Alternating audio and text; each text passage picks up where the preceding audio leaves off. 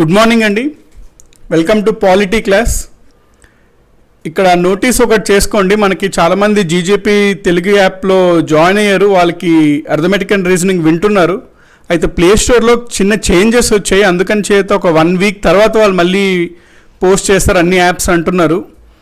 1 week తర్వాత మనకు మళ్ళీ యాప్ వచ్చేస్తుందండి. అయితే ఈ టైంలో మీకు ఆల్రెడీ టైం ఉంటుంది, మరి ఈ టైంలో మీకు అది కవర్ చేసుకుంటే బెటర్ అని చెప్పి ప్లే స్టోర్లో యాప్లో ఏదైతే కంటెంట్ ఉంటుందో ఆ సేమ్ కంటెంట్ మనకి www.gjptelugu.in అనే వెబ్సైట్లో కూడా ఉంటుందండి. ఎవరైతే జాయిన్ అయ్యారో, ఒకవేళ యాప్ మీకు ఇప్పుడు ప్రెజెంట్ ప్లే స్టోర్లో ఉండట్లేదు, అందుకని చెప్పి ఈ వెబ్సైట్లో కూడా మనకి సేమ్ కంటెంట్ అనేది ఉంటుందండి. ఎవరైనా కొత్తగా జాయిన్ అవ్వాలనుకున్నా ఈ వెబ్సైట్కి వెళ్ళి జాయిన్ అవ్వండి. So that arithmetic and reasoning సంబంధించి కంప్లీట్ కోర్స్ అనేది మీరు అవైల్ చేసుకోవచ్చు.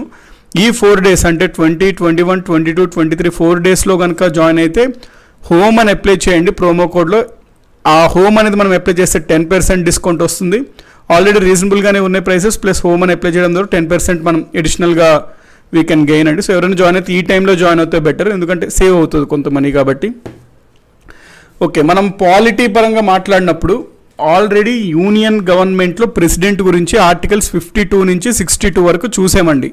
ప్రతి ఆర్టికల్ ఒక్కొక్క ఆర్టికల్ని డీల్ చేస్తూ వస్తున్నాం. అందులో ఇదంతా కంప్లీట్ చేసి మనం లాస్ట్ క్లాస్లో ఇప్పటి వరకు మన భారతదేశానికి పనిచేసిన రాష్ట్రపతుల గురించి ఒక్కొక్కరి గురించి మేజర్ ఇన్ఫర్మేషన్స్ చదువుకుంటూ వెళ్తున్నాం. అందులో భాగంగా ఇప్పటి వరకు మనం వివి గిరి వరకు అయితే చదివాం. సో లాస్ట్గా ఒకసారి బ్రీఫ్ చేసుకుంటే మనము ఏం చదివాం లాస్ట్ టైం అనేది, వరుస క్రమంలో రాష్ట్రపతుల గురించి చదువుతూ రాజేంద్ర ప్రసాద్ గారు ఫస్ట్ చేశారు. దాని తర్వాత సర్వేపల్లి రాధాకృష్ణన్ గారు, జాకీర్ హుస్సేన్ అండ్ వివి గిరి. మనం ఇక్కడ వరకు చదివామన్నమాట. ఇప్పుడు మనం ఫర్దర్గా కంటిన్యూ చేద్దాం మన క్లాస్ని. అందరూ వచ్చేసినట్లుగా అండి. సో మనం ఫర్దర్గా కంటిన్యూ చేద్దాం. నెక్స్ట్ అంటే ఆ తర్వాత నుంచి వచ్చిన ప్రెసిడెంట్స్ అవన్నీ చూద్దాం. మనం లేటెస్ట్ ఉన్న ప్రెసిడెంట్ వరకు మనం ఎవ్రీ ఇన్ఫర్మేషన్ అయితే చూద్దాము. అండి సో అందరూ వచ్చేసినట్లుగా నోటిఫికేషన్ పెట్టేసుకోండి. ఎప్పుడు మనం అలారం పెట్టేసుకోండి, నోటిఫికేషన్ వరకు వెయిట్ చేయొద్దు. గుడ్ మార్నింగ్ అండి ఎవ్రీవన్. సో మనం ఒక్కొక్క ప్రెసిడెంట్ గురించి చూద్దాం. ఆల్రెడీ నిన్న క్విజ్లో మనం చూసాం కంటే ప్రెసిడెంట్స్ మీద ఎట్లా అడగచ్చు అంటే కొన్ని అడుగుతున్నాడు, చాలా అంటే క్వశ్చన్స్ ఇంట్రెస్టింగ్గా అడుగుతున్నాడు. తక్కువ కాలం పనిచేసిన రాష్ట్రపతి ఎవరు, ఎక్కువ కాలం పనిచేసిన రాష్ట్రపతి ఎవరు, ముఖ్యమంత్రులుగా పనిచేసి ఉన్నటువంటి రాష్ట్రపతులు ఎవరు, భారతరత్న వచ్చినటువంటి రాష్ట్రపతులు ఎవరు, అట్లా వేరియస్ టైప్స్ ఆఫ్ క్వశ్చన్స్ అనేది అడగడానికి ఆస్కారం ఉంది. అందుకని చెప్పి మనం ఇప్పటివరకు పనిచేసిన రాష్ట్రపతులు ఒక్కొక్కరి గురించి బ్రీఫ్గా చూసుకున్నట్లయితే అవన్నీ మనకి క్లియర్ కట్ అండర్స్టాండింగ్ అనేది అయితే వస్తుంది. సో స్టార్ట్ చేసేద్దాం. అందరూ వచ్చేసారు అనుకుంటున్నాం. ఏమైనా క్వైరీస్ ఉంటే అది కింద కమెంట్ సెక్షన్లో పెట్టండి. సో దట్ అది సూటబుల్ టైంలో నాకు టైం ఉన్నప్పుడు నేను అది చూసి మంచి క్వశ్చన్స్ అన్నప్పుడు డెఫినెట్లీగా అవి నోట్ చేస్తానండి. మంచి క్వశ్చన్సే అడుగుతున్నారు, అదైతే ఐ అప్రిషియేట్ యూ. అంటే స్టాండర్డ్ క్వశ్చన్స్ అడుగుతున్నారండి, సిల్లీ క్వశ్చన్స్లా కాకుండా కొంచెం బాగానే అడుగుతున్నారు. అంటే అర్థం ఏంటి అంటే మీరు బాగా వింటున్నారు, క్లాస్ని అర్థం చేసుకుంటున్నారు, జెన్యూన్గానే క్వశ్చన్స్ వస్తున్నాయి. సో ఆ టైప్ ఆఫ్ వీటిని మనం డెఫినెట్లీ ఆ సందర్భం వచ్చినప్పుడు మనం ఎక్స్ప్లెయిన్ చేసుకుంటూ ముందు వెళ్దామండి. ఆల్రెడీ చాలా వరకు అడిగిన క్వశ్చన్స్ మనం నిన్న క్విజ్లో 2 days, ఆ క్విజ్లో 4 classes కొంత చూసుకుంటూ వెళ్ళాము. ప్రెసిడెంట్ కోడ్ చెప్పండి అంటున్నారు రవికుమార్ గారు. ఫస్ట్ మనం కాన్సెప్ట్ చూద్దామండి. ఎప్పుడైనా కాన్సెప్ట్ అనేది ఇంపార్టెంట్. కోడ్ జనరల్గా చాలా రకాలు పెట్టుకోవచ్చు, అది మనం లాస్ట్లో ఫోకస్ చేయాలి. ఎందుకంటే ఫస్టే మనం కోడ్స్తో నేర్చుకుంటే మనకి ఎసెన్స్ అనేది మనం మిస్ అవుతాము. కోడ్స్ అనేది అంతగా యూస్ఫుల్ అవ్వదండి ఎగ్జామినేషన్స్లో. సో ఫస్ట్ మనం కాన్సెప్ట్ చూసుకుంటే దాని తర్వాత కోడ్స్ చూడొచ్చు. ప్రెసిడెంట్కి సంబంధించి కొన్ని ఉంటాయి, అవన్నీ మనం కోడ్స్ రూపంలో ఒకసారి ఎట్ ఏ టైం కొన్ని రూల్స్ ఉంటాయి. Polity 89 rule, 90 rule, minimax rule, 143 article, అట్లా కొన్ని ఉంటాయి. అవన్నీ మనం ట్రిక్స్ లాగా ఒకేసారి చూడొచ్చు. సో స్టార్టింగే మనం కోడ్స్ని ద్వారా వెళ్ళడం కరెక్ట్ కాదు. దానికోసం లాస్ట్లో సపరేట్ క్లాసెస్ పెట్టుకుందాం. ఆల్ సబ్జెక్ట్స్కి సంబంధించి కోడ్స్, రివర్స్ గురించి అవ్వచ్చు, ప్రెసిడెంట్ గురించి అవ్వచ్చు, ఆర్టికల్స్ని కొన్ని ఎట్లా గుర్తుపెట్టుకోవాలి, అవన్నీ మనం చూడొచ్చు. ఇప్పుడు ఓకే, మనం స్టార్ట్ చేసేస్తే మనం ఆల్రెడీ వివి గిరి వరకు చూసాం కాబట్టి నెక్స్ట్ మనం కంటిన్యూ చేద్దాం. రాజేష్ గారు పవర్స్ ఆఫ్ ప్రెసిడెంట్ మనకి ఆర్డర్లో వెళ్తున్నామండి. నెక్స్ట్ మనం వెళ్ళేది పవర్స్ ఆఫ్ ప్రెసిడెంట్ చూస్తాం. మనం నెక్స్ట్ టాపిక్ అట్లా వెళ్తాం. అంటే మనం ఆర్డర్లో వెళ్తున్నాం కాబట్టి నెక్స్ట్ చూస్తామండి. వన్స్ మనం ప్రెసిడెంట్ గురించి బ్రీఫ్ అనేది అయితే నెక్స్ట్ వెళ్ళేది మనం పవర్స్ ఆఫ్ ప్రెసిడెంట్ గురించి. అందులో legislative, executive, financial, diplomatic, military powers చాలా ఉంటాయి ప్రెసిడెంట్కి, పార్డనింగ్ పవర్స్, జ్యుడిషియల్ పవర్స్, అవన్నీ మనం చూస్తాం క్లియర్గా. ఒక్కొక్క ఆర్టికల్ పరంగా మనం వెళ్తున్నాము. So that we cover everything. Okay, మనం ఫస్ట్ చూద్దాం. ఇప్పుడు వివిగిరి వరకు చూసాం కానీ తర్వాత వచ్చినటువంటి రాష్ట్రపతి ఫకరుద్దీన్ అలీ అహ్మద్ 1974 to 77 నేను చేయడం జరిగింది. అస్సాంకి చెందిన ఆయన. అదేంటి సార్ 3 years ఉంది అంటే, అవునండి 3 years అయిన తర్వాతే అతను చనిపోవడం జరిగింది. అందుకని చెప్పి మనకి యాక్చువల్గా ప్రెసిడెంట్గా ఉన్నప్పుడు చనిపోయిన రాష్ట్రపతిలో రెండో అతను అండి. ఆల్రెడీ మనం ఇక్కడ చూసాం ఏంటని, జాకిర్ హుస్సేన్ దగ్గర పదవుల మధ్యలో మరణించిన తొలి రాష్ట్రపతిగా చూసాం కదా. సో ఇతను రెండో రాష్ట్రపతి అనమాట, అంటే పదవిలో ఉంటుండగా చనిపోయడం ఇతనిది రెండో అతను. సో ఇతని పరంగా మనం చూసినప్పుడు ఏమేం పాయింట్స్ చూడాలి అంటే, రాజేష్ గారు సారీ అన్నట్టు ఏం లేదు, జనరల్గా మీకు ఇన్ఫార్మ్ చేస్తున్నా అంతే అండి. No need to sorry. మీకు జెన్యున్గా అనిపించింది పవర్స్ ఆఫ్ ప్రెసిడెంట్ చూద్దామని మీరు అన్నారు. No need to mention sorry. It's actually good, మీకు అనిపిస్తుంది, మీరు కమెంట్లో జెన్యున్గా చెప్తున్నారు. మనం ఎట్లా సంభాషణలో కాకుండా సంభాషణలో చేసుకుంటున్నాం కాబట్టి ఇంటరాక్టివ్గా, ఇట్స్ ఫైన్ అండి, అబ్సల్యూట్లీ ఫైన్. ఫస్ట్ పాయింట్ ఇతని గురించి చూసినట్లయితే 74 to 77 ఎవరండి? ఐరన్ లేడీ ఇందిరాగాంధీ అనమాట ప్రధానమంత్రి. సో అంతటి ఐరన్ లేడీ ప్రధానమంత్రిగా ఉన్నప్పుడు ప్రెసిడెంట్ ఆబ్వియస్లీ రబ్బర్ స్టాంప్ అయిపోవాల్సిందే. అందుకని చెప్పి ఇతను ఉన్నప్పుడు జనరల్గా ప్రెసిడెంట్ రబ్బర్ స్టాంప్ అనే ముద్ర పడింది ఇతను రాష్ట్రపతిగా చేస్తున్నప్పుడే. ఇతను అత్యధికంగా ఆర్డినెన్స్లు జారీ చేశాడు. అత్యధికంగా ఆర్డినెన్స్లు జారీ చేసిన రాష్ట్రపతి ఫకరుద్దీన్ అలీ అహ్మద్. అందుకని ఇతని కాలంలో రాష్ట్రపతి పదవిని రబ్బర్ ముద్ర, రబ్బర్ స్టాంప్ అనే పేరు వచ్చింది. ఆర్డినెన్స్ అంటే ఏంటి అంటే సింపుల్గా ఇక్కడ చెప్తాను, మనం ఆ సూటబుల్ ఆర్టికల్ వచ్చాక మీకు క్లియర్గా చెప్తాను. ఇప్పటివరకు అయితే ఏంటి అంటే, జనరల్గా మనకి ఏదైనా ఒక చట్టం చేయాలి అంటే పార్లమెంటు సమావేశంలో ఉన్నప్పుడు ఏదన్నా ఒక సభలో ఒక బిల్లు ప్రవేశపెట్టి ఆ బిల్లు ఈ సభలో పాస్ అయితే నెక్స్ట్ సభకి వెళ్ళి ఆ నెక్స్ట్ సభలో కూడా పాస్ అయితే రాష్ట్రపతి యొక్క ఆమోదం తెలిపినట్లయితే అప్పుడు ఆ చట్టం అవుతుందన్నమాట. అయితే మరి పార్లమెంట్ ఎప్పుడూ ఉండదు కండి సమావేశంలో. మరి పార్లమెంటు సమావేశంలో లేనప్పుడు ఏదైనా చట్టాలు చేయాలంటే అప్పుడు మనం ఆర్డినెన్స్ అనే ప్రాసెస్ పద్ధతి ఉంటుంది మనకు. ఆర్డినెన్స్ అంటే ఏంటంటే సింపుల్, రాష్ట్రపతి గారు మేము ఒక చట్టం చేయాలనుకుంటున్నాము, అది మీరు సైన్ పెట్టండి. ఇప్పుడు పార్లమెంట్ సమావేశంలో లేదు, ఉంటే మేము ఆ రూట్ వెళ్ళేవాళ్ళం, ఇప్పుడు లేదు కాబట్టి మీరు ఇప్పుడైతే సైన్ పెట్టండి. ఆ చట్టం మీరు సైన్ పెట్టిన వెంటనే అమల్లోకి వస్తుంది. ఎప్పుడైతే పార్లమెంట్ మళ్ళీ సమావేశం వస్తుందో ఆ సమావేశం అయిన తర్వాత మేము ఆ పార్లమెంట్లో ఈ చట్టంని ప్రవేశపెట్టి మళ్ళీ ఓటింగ్ చేసి దాన్ని పార్లమెంట్ చేసిన చట్టంలాగా రూపొందిస్తాము అని చెప్తారు. అప్పుడు రాష్ట్రపతి సైన్ పెడతాడు. దీన్నే ఆర్డినెన్స్ అంటాము. జనరల్గా ఆర్డినెన్స్ అంటే కొంచెం బాగా ఎమర్జెన్సీ, బాగా వెరీ ఇంపార్టెంట్, చాలా ప్రముఖమైన అంశం పైన చేయాలి అంటేనే చేయాలి. కానీ ఈయన టైంలో ప్రతిదీ ఆర్డినెన్స్ రూపంలో వెళ్ళిపోతుంది. అందుకని రబ్బర్ స్టాంప్ అనే ముద్ర ఈయన టైంలోనే వచ్చింది. నెక్స్ట్ 1975లో నేషనల్ ఎమర్జెన్సీ విధించడం జరిగింది. 1975లో సో మన భారతదేశంలో నేషనల్ ఎమర్జెన్సీ విధించిన 3వ రాష్ట్రపతిగా ఈయన ఉన్నారనమాట. సో ఫస్ట్ టైం ఎవరండి? ఆల్రెడీ మనం చూసాం, చెప్పండి. ఫస్ట్ టైం నేషనల్ ఎమర్జెన్సీ విధించిన రాష్ట్రపతి ఎవరు, సెకండ్ టైం విధించిన రాష్ట్రపతి ఎవరో మనకు ఆల్రెడీ తెలియాలి, ఎందుకంటే చూసాం ఆల్రెడీ. ఇతను 3వ రాష్ట్రపతి, జాతీయ అత్యవసర పరిస్థితిని విధించిన 3వ రాష్ట్రపతి. రేష్మా శేఖర్ 5 minutes లేట్ అయ్యాను. నో ప్రాబ్లం అండి, మనం ఇంట్రొడక్షన్ టైపే వెళ్ళాము, ఇక్కడి నుంచే స్టార్ట్ చేస్తున్నాం మెయిన్ గురించే. సో మీరు పెద్దగా ఏం మిస్ అవ్వలేదు.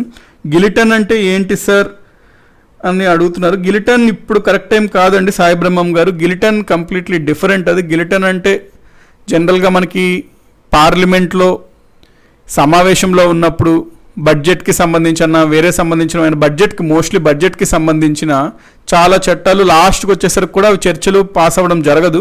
మరి టైం అయితే అయిపోతుంది. అందుకని చెప్పి లాస్ట్లో స్పీకర్ ఏమంటారంటే మిగతావన్నీ కూడా మీరు చర్చించారు, పాస్ చేసేసారు అని నేను భావిస్తూ నేను సైన్ పెట్టేస్తున్నాను అంటాడు అనమాట. దాన్ని గిలిటన్. అది మనం అప్పుడు చూస్తామండి. Now it's not the correct time to deal with గిలిటన్.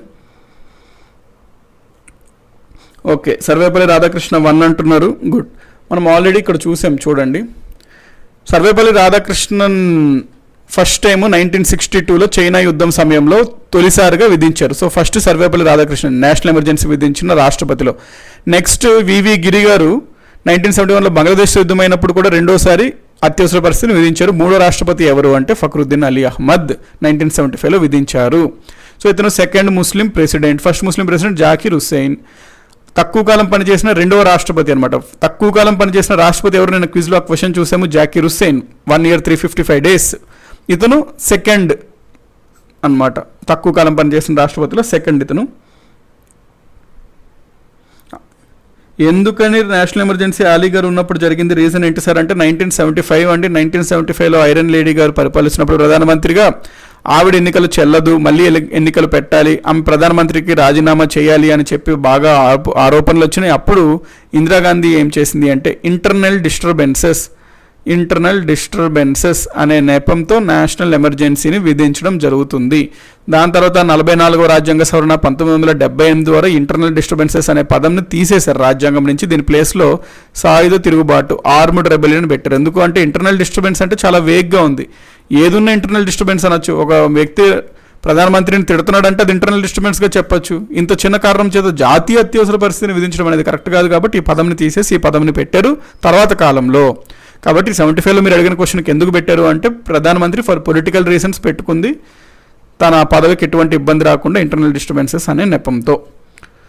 ఈయన మరణంతో ఉపరాష్ట్రపతిగా పనిచేస్తున్న బీడీ జెట్టి అనే అతను తాత్కాలిక టెంపరీ ప్రెసిడెంట్గా పనిచేయడం జరిగింది. సో ఈయన ఆఫీస్లో ఉంటుండగానే మరణించారు. ఈ పాయింట్ ఓకే గండి. ఈయన ఆఫీస్లో ఉండగా మరణించారు. ఎందుకు మరణించారు అంటే మయోకార్డియల్ ఇన్ఫ్రాక్షన్ అంటాం, MI, acute MI, myocardial infarction. అదేంటి సార్ అంటారా? In your language, in my language, humble language, it is known as heart attack. So next మనం ప్రెసిడెంట్ గురించి చూద్దాము. నీలం సంజీవ రెడ్డి. ఈయన 77 to 82 ఆ కాలంలో రాష్ట్రపతిగా వ్యవహరించడం జరిగింది. ఏపీకి చెందిన అతను. ఏకగ్రీవంగా ఎన్నికైన రాష్ట్రపతి అంటే అన్అపోజ్డ్గా ఎలక్ట్ అయిన రాష్ట్రపతి. ఇది కూడా ఈ ప్రశ్న కూడా నిన్న క్విజ్లో చూసాం కదండి. అన్అపోజ్డ్గా గెలిచిన రాష్ట్రపతి ఎవరు అంటే నీలం సంజీవ రెడ్డి 77లో. ఏపీ నుండి ఎన్నికైన తొలి రాష్ట్రపతి యునైటెడ్ ఆంధ్రప్రదేశ్, ఉమ్మడి ఆంధ్రప్రదేశ్ నుంచి. ఈయన రాష్ట్రపతి అవ్వకముందు ముందు ముఖ్యమంత్రిగా చేయడం జరిగింది, లోక్సభ స్పీకర్గా కూడా చేయడం జరిగింది. సో ముఖ్యమంత్రి, లోక్సభ స్పీకర్గా పనిచేసిన మొదటి రాష్ట్రపతి ఎవరు అని ప్రశ్న అడుగుతాడు. ఇట్ వాస్ నీలం సంజీవ రెడ్డి. తర్వాత వచ్చినటువంటి రాష్ట్రపతి మనం చూసుకున్నట్లయితే జ్ఞాని జైల్ సింగ్, పంజాబ్కి చెందిన అతను జ్ఞాని జైల్ సింగ్ 82 to 87 ఈయన వ్యవహరించారు రాష్ట్రపతిగా. ఈయన కాలంలోనే ఆపరేషన్ బ్లూ స్టార్ ప్రవేశపెట్టారు. ఆపరేషన్ బ్లూ స్టార్ అంటే ఏమిటి అంటే జనరల్గా మనకి అప్పుడులో ఖలిస్తాన్ ఉద్యమం జరిగిందండి. ఖలిస్తాన్ అంటే ఏంటి అంటే మన భారతదేశంలో ముఖ్యంగా పంజాబ్లో ఉన్నటువంటి, పాకిస్తాన్లో పంజాబ్ అండి, మన ఇండియాలో పంజాబ్ కాదు, పాకిస్తాన్లోని పంజాబ్ ప్రాంతంలో ఆ లెఫ్ట్ పార్ట్ అంతా బలూచిస్తాన్ ప్రాంతం అంటాము. అదొక పీఠభూమి అనమాట, బలూచిస్తాన్ ప్లాట్యూ. సో ఆ ప్రాంతం అంతా బలూచిస్తాన్ ప్రాంతం అంటాము. అక్కడ చాలా గొడవలు జరిగినాయి. వీళ్ళు ఏం చేశారు అంటే మన పంజాబీలో ఉన్నటువంటి ఖల్సాస్ అనే వాళ్ళని ప్రేరేపించి సపరేట్ దేశం కోసం మీరు పోరాడండి అని చెప్పి జనరల్గా పాకిస్తాన్, బలూచిస్తాన్ వీళ్ళందరూ వీళ్ళపైన తీవ్రవాదులను పంపించి బాగా ప్రేరేపించారు. దాంతో మన భారతదేశంలో ఉన్నటువంటి పంజాబ్లోని ఒక ఖలిస్తాన్ ఉద్యమం అనేది ప్రారంభమైంది. ఈ ఖలిస్తాన్ ఉద్యమంలో భాగంగా వాళ్ళు స్వతంత్ర దేశం కావాలి పంజాబ్కి అని ఉద్యమం చేశారు. అది సాయుధ పోరాటం లాగా అయ్యింది. బాగా అంటే చాలా పెద్ద గొడవలు, చంపుకోవడాల దాకా వెళ్ళినాయి. అప్పుడు మరి దాన్ని ఖలిస్తాన్ అంతరించడానికి జాతీయ ప్రభుత్వం, government of India operation blue స్టార్ని విడుదల చేసింది. దాంట్లో భాగంగా ఆర్మీని దింపింది.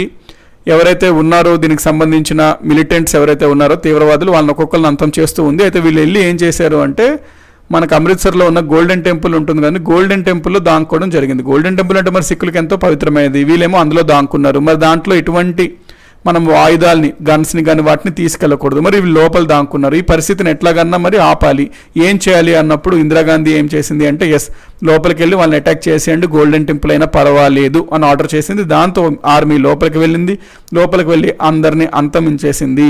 అయితే అక్కడ గన్ బ్యాటిల్లో గోల్డెన్ టెంపుల్లో కూడా అక్కడక్కడ బుల్లెట్లు తగలడం, చాలా డ్యామేజ్ అయింది. మరి సిక్కులకు ఎంతో పవిత్రమైన గోల్డెన్ టెంపుల్ పైన వీరు బాంబులు చేయడం, ఇటువంటి ఆపరేషన్ చేయడం, చాలా వీరు మతం కాబట్టి చాలా సెన్సిటివ్ అండి. మరి వాళ్ళు చాలా ఇబ్బందిగా ఫీల్ అయ్యి చాలా కోపంగా కూడా ఫీల్ అయ్యారు. దాంట్లో భాగంగానే వీళ్ళు సిక్కులు పగ తీర్చుకోవాలి అనుకున్నారు. అందులో భాగంగా October 31, 1984కి ఇందిరాగాంధీకి 2 సిక్కులు బాడీ గార్డులు ఉండేవారండి. ఇందిరాగాంధీకి ఆవిడ బయటకు వచ్చి లాన్లో నడుస్తుండగా ఆవిడని కాల్ చేస్తారనమాట సిక్ బాడీ గార్డ్స్. సో ఆవిడ చనిపోవడం జరుగుతుంది. ఇప్పటికీ మీకు ఇందిరాగాంధీ మ్యూజియం ఉంటుంది ఢిల్లీలో. అక్కడికి వెళ్తే మీకు ఆవిడ చనిపోయినప్పుడు వేసుకున్న బట్టలు, ఆ శారీ, అక్కడ బ్లడ్ మార్క్స్, ఆవిడ చెప్పులు అన్ని మ్యూజియంలో పెడతారు, మీరు చూడొచ్చు.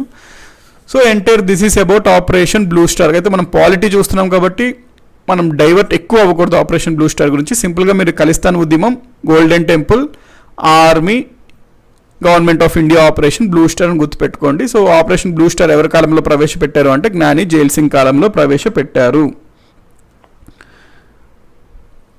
ఈయన మొదటి సిక్కు రాష్ట్రపతి, ద ఫస్ట్ సిక్కు ప్రెసిడెంట్ అనమాట. ఎవరు? జైల్ సింగ్. పోస్టల్ బిల్ విషయంలో పాకెట్ వీటోని చేసుకున్న తొలివారిన. పాకెట్ వీటో అంటే ఏంటి, veto powers of the president ఏంటి, అవన్నీ మనం ఆల్రెడీ చూస్తాం. అక్కడ ఈ పాయింట్ మెన్షన్ చేస్తాం స్పెసిఫికలీ. మనకి జ్ఞాని జైల్ సింగ్ గారు రాజీవ్ గాంధీ పోస్టల్ బిల్ అని ఒకటి పాస్ చేస్తే ఆ పోస్టల్ బిల్ ఈయన దగ్గరికి వెళ్ళినప్పుడు ఈయన దీనిపైన సైన్ పెట్టకుండా అదేవిధంగా నిరాకరించకుండా అట్లాగా కాలం గడిపాడు అనమాట. దాన్నే పాకెట్ వీటో అంటాము. ఇది ఏంటి అని చూస్తాం ఆల్రెడీ ఈ ప్రస్తావన వచ్చిన తర్వాత.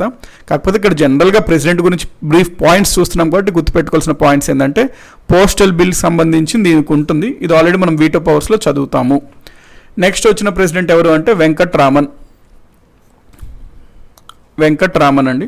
ఈయన 1987 to 92 చేయడం జరిగింది. తమిళనాడు ప్రాంతం అతను. ఇతను 4 ప్రధానులుగా విధులు నిర్వహించారు ఈయన కాలంలోనే. మనకి 87 to 92 చాలా సెంట్రల్ గవర్నమెంట్ విషయం మాట్లాడినప్పుడు కేంద్ర ప్రభుత్వం బాగా ఇన్స్టెబిలిటీ అండి. ఒకరు వచ్చి ఒకరు పోవడం, ఇంకొకరు వచ్చి ఇంకొకరు పోవడం, ఆ రకంగా ఉండేది అనమాట. చరణ్ సింగ్, వీపీ సింగ్ అట్లాగా చాలా మార్పులు జరిగినాయి. 4 ప్రధానమంత్రులు మారారండి ఈ 5 సంవత్సరాల్లో సెంట్రల్ గవర్నమెంట్లో. సో 4 ప్రైమ్ మినిస్టర్స్ మారడం జరిగింది. ఇక్కడ మీరు నోట్ చేసుకోవాల్సింది ఎవరెవరు, రాజీవ్ గాంధీ, వీపీ సింగ్, చంద్రశేఖర్, పివి నరసింహారావు, ఇట్లా 4 మారడం జరిగింది. అత్యధిక ప్రధానులచే ప్రమాణ స్వీకారం చేయించారు ఇతను. అంటే జనరల్గా మనకి ప్రైమ్ మినిస్టర్ ఎవరైతే వస్తారో వాళ్ళకి ప్రమాణ స్వీకారం ఎవరు తీసుకుంటారు, ప్రెసిడెంట్ తీసుకుంటారు. మరి ఇన్ని మార్పులు ఈయన కాలంలోనే జరిగాయి కాబట్టి వీళ్ళందరికీ ఇతని ప్రమాణ స్వీకారం చేయిస్తాడు. కాబట్టి అత్యధిక ప్రధానులచే ప్రమాణ స్వీకారం చేయించిన రాష్ట్రపతి ఎవరు అని అడుగుతాడు. అప్పుడు మనము వెంకట్రామన్ అని ఆన్సర్ చేయాలి. ఓకే అండి. నెక్స్ట్ ఈ ముగ్గురికి ఇతను చేయడం జరుగుతుంది. వీపీ సింగ్, చంద్రశేఖర్, పివి నరసింహారావు, ఈయన ముగ్గురికి ఈయన ప్రమాణ స్వీకారం చేయించడం జరుగుతుంది. అది క్లియర్ అనుకుంటున్నా. నెక్స్ట్ హరికృష్ణ గారు, సార్ డౌట్, బాబు రాజేంద్ర ప్రసాద్ గారు second time opponent NN Das అని నేను బుక్లో చదివాను, బట్ మీరు నిన్న అపోనెంట్ లేరు అని చెప్పారు కదా, ఏది కరెక్ట్ అని అడుగుతున్నారు. ఈ క్వశ్చన్ ఆల్రెడీ మీరు కమెంట్లో పెట్టారు. ఐ థింక్ అది క్లారిఫై చేద్దాం అనుకున్న తర్వాత, బట్ మీరు అడిగారు కదా ఇక్కడ చూడండి. బాబు రాజేంద్ర ప్రసాద్ గారు యాక్చువల్గా 3 సార్లు ఎన్నికవడం జరిగింది. ఒకటి 1950 to 52 మధ్యలో, 52 to 57 మధ్యలో, 57 to 62 మధ్యలో. ఈ ఫస్ట్ టైం అపాయింట్ అయినప్పుడు అపోనెంట్స్ లేరండి. ఫస్ట్ టైం ఏంటి, ఇప్పటివరకు రాజ్యాంగం కాన్స్టిట్యూయెంట్ అసెంబ్లీ అని ఉండేది, రాజ్యాంగ పరిషత్. ఈ రాజ్యాంగ పరిషత్కి ఇతను అధ్యక్షుడిగా ఉండడం జరిగింది. 1950లో మరి రాజ్యాంగం అమల్లోకి వచ్చింది కాబట్టి ఈ రాజ్యాంగ పరిషత్ యొక్క అధ్యక్షుడిని భారతదేశానికి ప్రెసిడెంట్గా పెట్టడం జరిగింది. అంతేగాని ఇక్కడ ఏమి ఎన్నికలు జరగలేదు. ఇక్కడ ఎన్నికలు జరిగింది. కాబట్టి ఫస్ట్ టైం జరిగినప్పుడు అన్అపోజ్డ్ అండి, ఎటువంటి అపోజిషన్ లేకుండానే ఇతను రాష్ట్రపతిగా అవ్వడం జరిగింది. ఈ టైంలో మీరు చెప్తున్నవన్నీ అపోజిషన్గా ఉండిన ఎలక్షన్స్ అయినాయి కదంటే ఈ టైంలో అండి. సో 3వ టైం ఫస్ట్లో ఇది కూడా అతనికి చేయడం జరిగింది. కాకపోతే జనరల్గా కొన్ని బుక్స్లో ఏంటంటే ఇది సపరేట్ ఎన్నికలు జరగలే కాబట్టి ఇది పరిగణించరు. ఒకసారి మాత్రమే అన్అపోజ్డ్గా ఏకగ్రీవంగా ఎన్నికయ్యారు, నీలం సంజీవ్ రెడ్డి అని చెప్తారు, బాబు రాజేంద్ర ప్రసాద్ చెప్పరు. కొన్ని బుక్స్లో ఈ పాయింట్ చెప్తారు. సో ఫస్ట్ టైం మాత్రం అన్అపోజ్డ్ అండి. నెక్స్ట్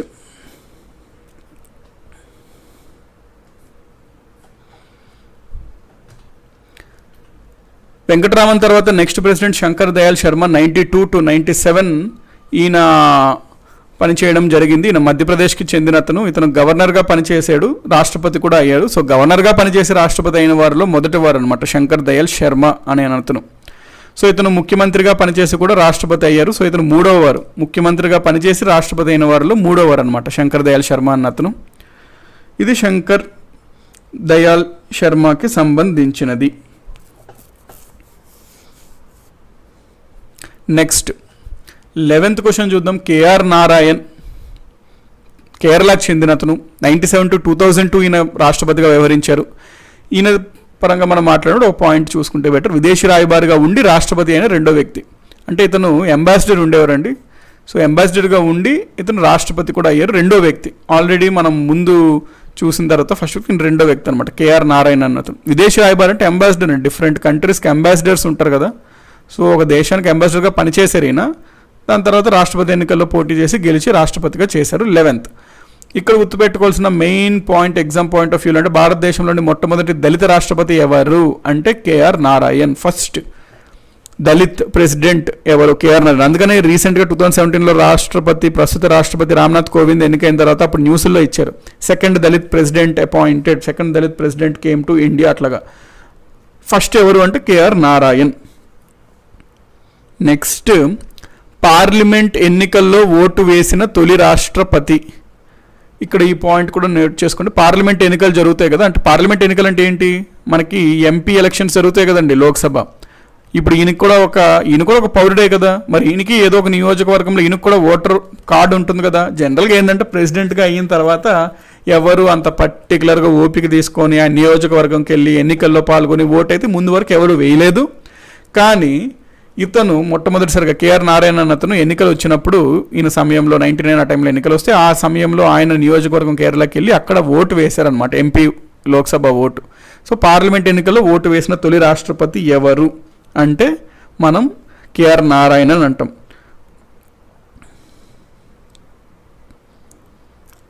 కుమ్మిడి కిరణ్ గారు, సార్ ఆర్టికల్ 54, 55 కొంచెం క్లారిటీ ఇవ్వండి, ప్రెసిడెంట్ గురించి ఎన్నికల గురించి రెండూ చెప్తున్నాయి కదా అంటే. సింపుల్ అండ్, ఆల్రెడీ నేను మీకు ఆ పాయింట్ క్లారిఫై చేశాను అప్పుడే. 54 ఆర్టికల్ ఏం చెప్తుంది అంటే రాష్ట్రపతి ఎన్నికల్లో ఎవరెవరు పాల్గొంటారు గురించి తెలుపుతుంది. ఎలక్టోరల్ కాలేజ్ అంటే రాష్ట్రపతి ఎన్నికల్లో ఎవరెవరు పాల్గొంటారు అనే విషయం తెలిపేది 54వ ఆర్టికల్. వేరేస్ 55వ ఆర్టికల్ ఏం చెప్తుంది అంటే రాష్ట్రపతి ఎన్నిక విధానము పద్ధతి గురించి తెలుపుతుంది, ఎలక్షన్ ప్రొసీజర్ గురించి తెలుపుతుంది. సో ఫండమెంటల్గా రెండు రాష్ట్రపతి ఎన్నికల గురించే ప్రస్తావిస్తాయి కాబట్టి. కానీ 54 ఏమో ఎవరెవరు పాల్గొంటారో తెలియజేస్తుంది, 55 ఏమో ఎన్నిక విధానం పద్ధతి గురించి తెలియజేస్తుంది. సాయిబ్రహ్మ గారు, అగైన్ మీరు గిలిటన్ అంటే ఏంటి సార్ అన్నారు. గిలిటన్ ఇప్పుడు నాట్ కరెక్ట్ అండి, ఆల్రెడీ ఇందాక నేను మీకు అది మెన్షన్ చేశాను. గిలిటన్ అనేది మనం బడ్జెట్ చదువుతున్నప్పుడు లేకపోతే పార్లమెంట్ చాప్టర్లో చదువుతున్నప్పుడు అంటే అప్పుడు ప్రస్తావించడం కరెక్ట్. కాకపోతే మీరు అడిగారు కాబట్టి సింపుల్గా చెప్పాలంటే స్పీకర్ ఆఫ్ ద లోక్సభ ఏం చేస్తాడు అంటే ఒకేసారి మిగిలిపోయినవి పెండింగ్ ఉన్న అన్ని బిల్స్ ఓటింగ్ ఏం జరగకుండానే అన్నీ పాస్ అయిపోయినాయి, అన్నీ చర్చించబడ్డాయి అని చెప్పి డిక్లేర్ చేసి అన్ని డీమ్డ్ టు బి పాస్డ్ అని పాస్ అయిపోయినట్టు చేస్తాడు, ఓటింగ్ లేకుండా చర్చలు లేకుండా. దాన్ని గిలిటన్ అంటాము. ఎస్ అండి, పోస్టల్ బిల్లు అవన్నీ మనము ఆ సందర్భం వచ్చినప్పుడు చూస్తాం. డెఫినెట్లీ మనం వీటో పవర్స్ చదివినప్పుడు చదువుతామండి, దెన్ ఇట్స్ కరెక్ట్. ఎందుకంటే ఇప్పుడు మనం ఈ ఆర్డర్లో వెళ్ళినప్పుడు మనం సైడ్ ట్రాక్ అవ్వకూడదు. సో ఎస్ డెఫినెట్లీ మనం వీటో పవర్స్ చూసినప్పుడు we deal with postal bill. Venkata Sai Kumar గారు, ప్రెసిడెంట్ గారు ఓటు వేయాలంటే అంటే ఓటు వేయాలండి. యాక్చువల్గా అయితే ఇతను కూడా పౌరుడే, ఇతనికి నియోజకవర్గం ఉంటుంది, ఇతను కూడా ఓటు వేయాలి. కానీ ఎవరు ఇప్పుడు ప్రెసిడెంట్ రాష్ట్రపతి ఢిల్లీ నుంచి వచ్చి ఆయన నియోజకవర్గంకి వచ్చి ఓటు వేయాలి అంటే చాలా ఖర్చుతో కూడిన విషయం. ప్లస్ ఎలక్షన్స్ టైంలో ఆల్రెడీ స్టాఫ్ అనేవాళ్ళు బాగా అంటే ఇబ్బందిగా ఉంటుంది, ఆల్రెడీ టైట్ ఉంటుంది వాళ్ళకి స్కెడ్యూల్ అవన్నీ. మరి అందులో రాష్ట్రపతి వస్తున్నారు అంటే దానికి కావాల్సిన సెక్యూరిటీ అన్నీ అరేంజ్ చేయడం కూడా ఇబ్బంది అవుతుంది. అందుకంటే జనరల్గా ఎవరు వాళ్ళ నియోజకవర్గంకి వెళ్ళి ఓటు వేసినంత చేసుకోలేము ముందెవరు. కాకపోతే ఇతను వినియోగించుకున్నారనమాట ఓటు. అంతే, ఓటు వేయాలంటే వేయకూడదు అని లేదు, వెయ్యాలి అని జనరల్గా. మరి అతను ఒక నార్మల్ పౌరుడు లాగే కాబట్టి ఓటుకు సంబంధించి వేస్తే మంచిదే. దళిత్ ప్రెసిడెంట్ మీన్స్ అంటే ఏమంటున్నారు రాజేశ్వర్ గారు? దళిత్ ప్రెసిడెంట్ అంటే ఏంటంటే అతను రాష్ట్రపతి, దళిత వర్గానికి చెందిన అతను. దళిత వర్గానికి అంటే ఎస్సీకి చెందిన అతను, ఎస్సీ క్యాస్ట్కి చెందిన అతను ఫస్ట్ టైం ప్రెసిడెంట్గా అయిన వ్యక్తి అని అర్థము. The president who belongs to SC first president అనమాట. ఎవరు అంటే కేఆర్ నారాయణన్.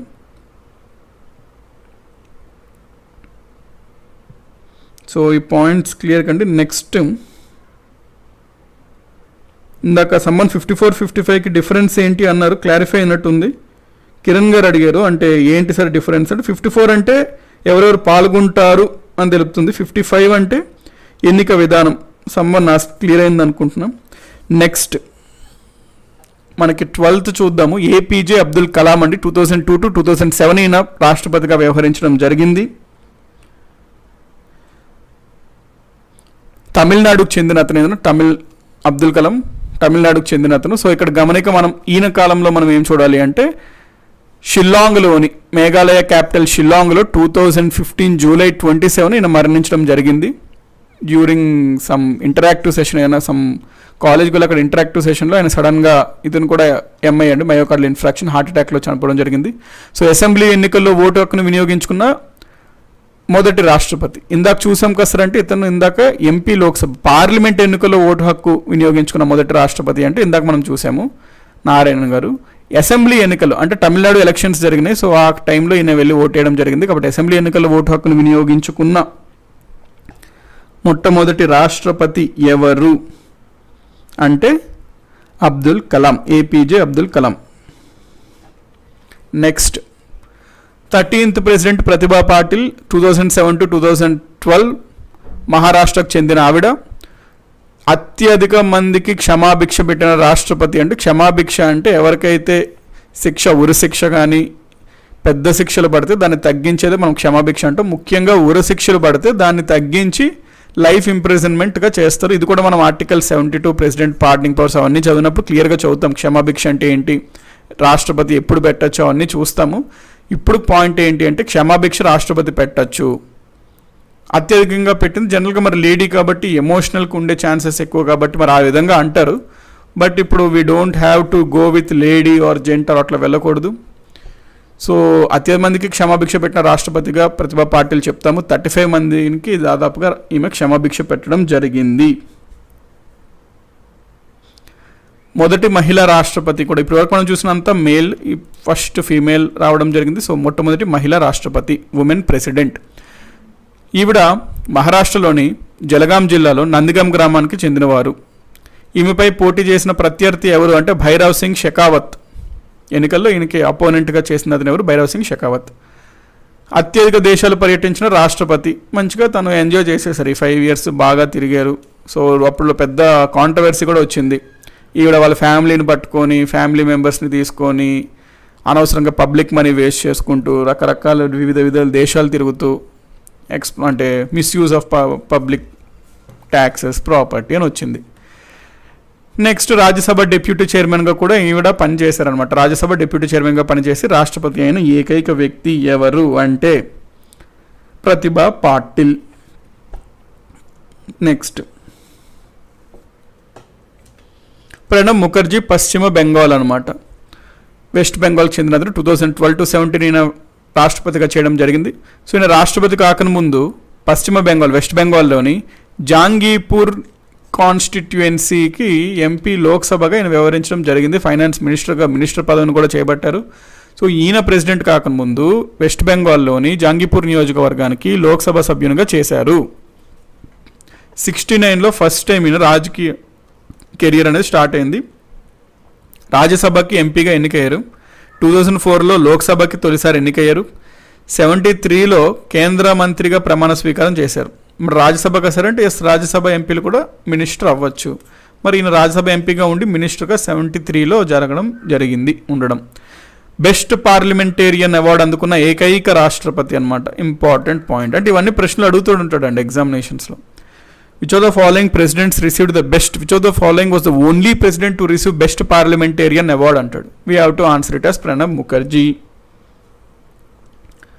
సాయి బ్రహ్మంగారు సార్ మరి మోడీ కంట్రీస్ తిరగలేదా అంటారు. ఇక్కడ చూడండి, ప్రైమ్ మినిస్టర్ ప్రెసిడెంట్కి డిఫరెన్స్ ఉంది. మన దేశంలో ప్రైమ్ మినిస్టర్ విదేశాలు తిరుగుతుంటే దట్ ఈస్ యాక్సెప్టబుల్. ఎందుకు అంటే అతను ఫారిన్కి వెళ్ళి ఆ ఫారిన్ రిలేషన్స్ అనేది బాగుపరిచి లేకపోతే విదేశాల నుంచి కంపెనీలు పెట్టుబడి కోసం భారతదేశానికి ఎక్కువ ఉపయోగపడే ఆస్కారం ఉంటుంది. అదే ప్రెసిడెంట్ జనరల్గా వెళ్తే మోస్ట్లీ పెద్ద డెసిషన్స్ ఇతను తీసుకోలేరండి. సో ఇతను విదేశాలకు వెళ్ళినా మోస్ట్లీ అది some recreation or general purpose కోసమే వెళ్ళినట్టు అవుతుంది. కానీ దేశానికి పెద్దగా ఉపయోగం అనేది రావడం కష్టం. ఎందుకంటే ఈయన మేజర్ డెసిషన్స్ తీసుకోలేరు. వేరే దేశంకి వెళ్ళినంత మాత్రాన ఎటువంటి ఒప్పందాలు అవి చేసుకోలేరు ప్రెసిడెంట్. ఎందుకంటే మన దేశం పార్లమెంటరీ వ్యవస్థ కాబట్టి ప్రెసిడెంట్ మినిస్టర్ అయితే చేయగలుగుతారు అవి.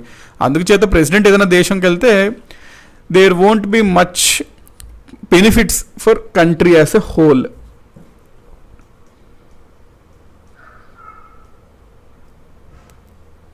దళితులు అంటే ఏంటి అంటారంటే బేసిక్ థింగ్ కదండి. దళితులు అంటే ఇప్పుడు మనకి జనరల్గా ఎస్సీ క్యాస్ట్ ఉంటుంది కానీ షెడ్యూల్డ్ క్యాస్ట్కి చెందిన వాళ్ళని దళిత్స్ అని అంటాము. Those who belong to scheduled caste we refer to them as Dalits. కాబట్టి ఇక్కడ ఈ పాయింట్ నోట్ చేసుకోండి ప్రణబ్ ముఖర్జీ గురించి. నెక్స్ట్ ఈ పాయింట్స్ నోట్ చేసుకోండి. 15th president Ramnath Kovind. ఈయన ఉత్తరప్రదేశ్కి చెందిన అతను. 2017 జూలై నుండి ఈయన రాష్ట్రపతిగా ఉండడం జరుగుతుంది. సో ఈయన ఉత్తరప్రదేశ్లోని కాన్పూర్ డిస్ట్రిక్ట్లో 1945 అక్టోబర్ 1st జన్మించారు. 77లో ఢిల్లీ హైకోర్టులో న్యాయవాదిగా చేశారు. ఈయన లా చేశారండి. సో ఢిల్లీ హైకోర్టులో అడ్వకేట్గా పనిచేశారు. 78లో సుప్రీంకోర్టు అడ్వకేట్స్ ఆన్ రికార్డ్ హోదా పొందారు. అడ్వకేట్స్ ఆన్ రికార్డ్ అంటే ఏంటో మనం సుప్రీంకోర్టు చదివినప్పుడు చెప్తాను మీకు నేను. అడ్వకేట్స్ ఆన్ రికార్డ్ అంటే బేసికలీ సుప్రీంకోర్టు దగ్గర ఒక రికార్డు ఉంటుంది. ఎవరైతే అందులో పేరు నమోదు చేసుకుంటే వాళ్ళని అడ్వకేట్స్ ఆఫ్ రికార్డ్ అంటాము. దీని గురించి మనం తర్వాత చూస్తాం జ్యుడిషియరీ చదువుతున్నప్పుడు.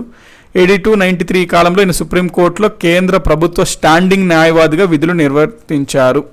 అంటే సెంట్రల్ గవర్నమెంట్కి సంబంధించి కొన్ని లాయర్స్ ఉంటారు, వాళ్ళనే సెంట్రల్ గవర్నమెంట్ స్టాండింగ్ లాయర్స్ అంటాము.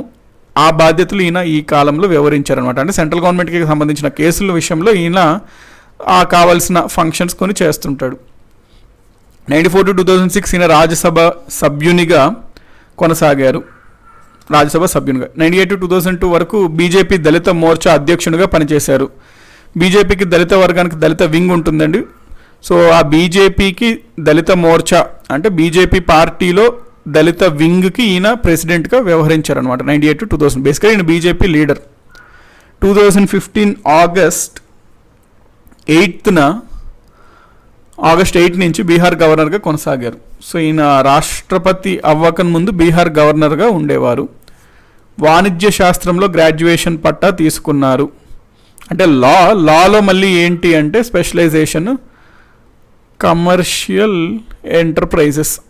సో వాణిజ్య శాస్త్రంలో ఈయన పట్టా తీసుకున్నారు. కాన్పూర్ విశ్వవిద్యాలయం నుంచి ఎల్ఎల్బి పట్టా పొందారు. సో బిఏ ఎల్ఎల్బి ఎక్కడి నుంచి అంటే Kanpur university. This is regarding Ramnath Kovind అండి. ఇప్పుడు ప్రెసిడెంట్ ఎవరు అంటే ఈయన. సో మనకి దీనికి సంబంధించి ప్రెసిడెంట్స్ గురించి చూసాము.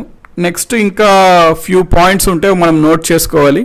అంటే గవర్నర్గా వ్యవహరించి రాష్ట్రపతి అయిన వారు ఎవరు, భారతరత్న పొందినటువంటి రాష్ట్రపతులు ఎవరు, ముఖ్యమంత్రిగా పనిచేసి రాష్ట్రపతులుగా ఎవరెవరు వివరించారు, ఆ సర్టన్ పాయింట్స్ అనేది మనం చూస్తాము నెక్స్ట్ క్లాస్లో.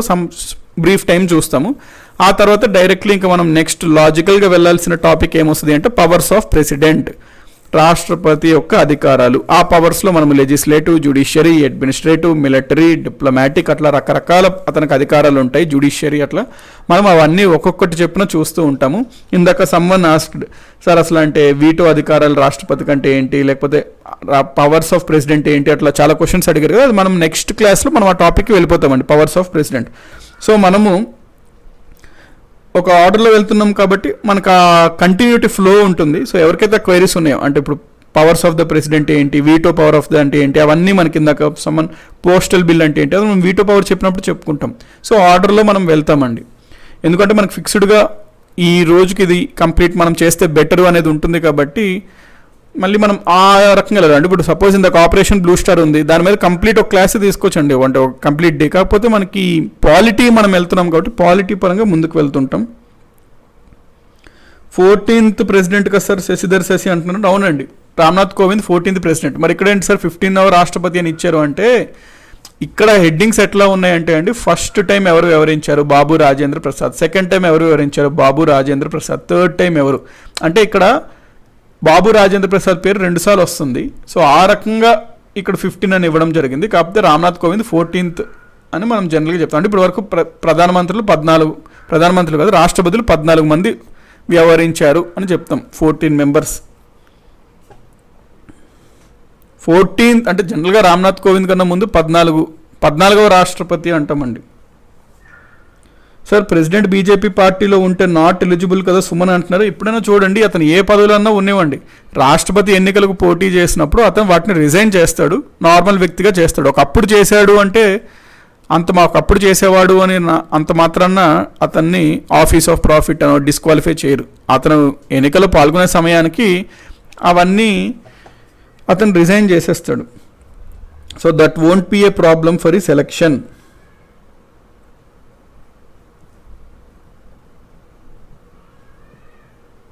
అపోనెంట్ ఎవరు అంటున్నారు సతీష్ గారు, మనం ఆల్రెడీ చూసామండి క్లియర్ కట్గా ఆర్టికల్ 55 చెప్తున్నప్పుడు మీరా కుమారి ఎవరెవరికి ఎన్ని ఓట్స్ వచ్చినాయి అవన్నీ చూసాం కండి. సో రామ్నాథ్ కోవింద్కి అపోనెంట్ మీరా కుమారి, ఈవిడ లోక్సభ స్పీకర్గా గతంలో వ్యవహరించారు.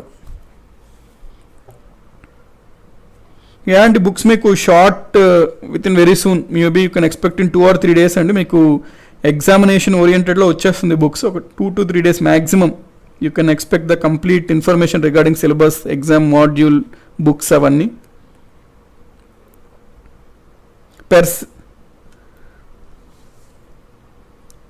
సృజనాభరత్ గారు పర్సన్గా 15 కదంటే మనకి ఇప్పుడు మనకి రాజేంద్ర ప్రసాద్ గారు 2 సార్లు అంటే ఫస్ట్ టైం సెకండ్ టైం కాబట్టి ఇక్కడ ఇచ్చిన లిస్టులో 1 బాబు రాజేంద్ర ప్రసాద్, 2 బాబు రాజేంద్ర ప్రసాద్ అట్లా ఇవ్వడం వల్ల ఇక్కడ 15 అన్నట్టు వచ్చిందండి.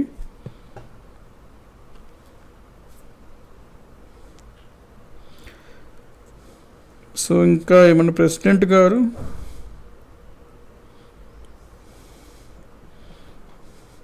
నామినల్ హెడ్ అంటున్నారు. అవునండి, పట్నాయక్ గారు నామినల్ హెడ్. నెక్స్ట్ ఇక్కడ 52 to 62 దాకా ప్రెసిడెంట్ గురించి అని చెప్పారు. మళ్ళీ 63 నుంచి పవర్స్ అంట. 52 to 62 జనరల్గా మనకి రాష్ట్రపతి యొక్క బేసిక్ ఇన్ఫర్మేషన్ అనేది, అంటే జనరల్ ఇన్ఫర్మేషన్ అబౌట్ ప్రెసిడెంట్ అండి. సో మనం పవర్స్ ఆఫ్ ద ప్రెసిడెంట్ చూసుకున్నప్పుడు 63 నుంచి అట్లా కాదండి, ఇన్ జనరల్గా వస్తుంటాయి, డిఫరెంట్ ఏరియాస్లో వస్తాయి అనమాట. అంటే powers of the president, for example ordinance చూసుకుంటే వేరే ఆర్టికల్ ఉంటుంది 123 అట్లాగా. సో డిఫరెంట్ సందర్భాల్లో డిఫరెంట్ ఆర్టికల్స్ వస్తాయి. అవన్నీ different powers of the president గురించి తెలియజేస్తుంది. సో మనం అది ఆర్టికల్ మళ్ళీ 53 నుంచి చూస్తామా రాష్ట్రపతి యొక్క అధికారాలు, అట్లా కాదండి. రేష్మా షేక్ గారు అడిగారు. సో అక్కడ నోట్ చేసుకోండి. మనకి పవర్స్ ఆఫ్ ద ప్రెసిడెంట్ చదివినప్పుడు దానికి సంబంధించి ఆర్టికల్స్ డిఫరెంట్ ఏరియాస్లో ఉంటాయి. ఆర్డినెన్స్ అంటే 123 అని, జ్యుడిషియల్ పవర్స్లో ఆర్టికల్ 143 వస్తుంది. అట్లా వేరు వేరు ఏరియాల్లో ఉంటాయి. మనం ఆ ఏరియాస్ పరంగా కవర్ చేస్తాము.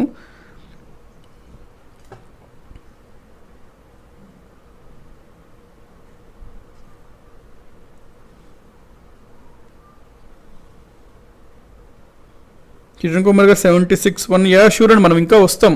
పవర్స్ అయిపోయాక మనం యూనియన్ ఎగ్జిక్యూటివ్లో రాష్ట్రపతికి ప్రధానమంత్రి కేంద్ర మంత్రిత్వ మండలి యొక్క సంబంధాల గురించి మాట్లాడినప్పుడు మనం 76(1)కి వస్తాం. 76 వెరీ ఇంపార్టెంట్ ఆర్టికల్ అనమాట. అక్కడ వి డీల్ విత్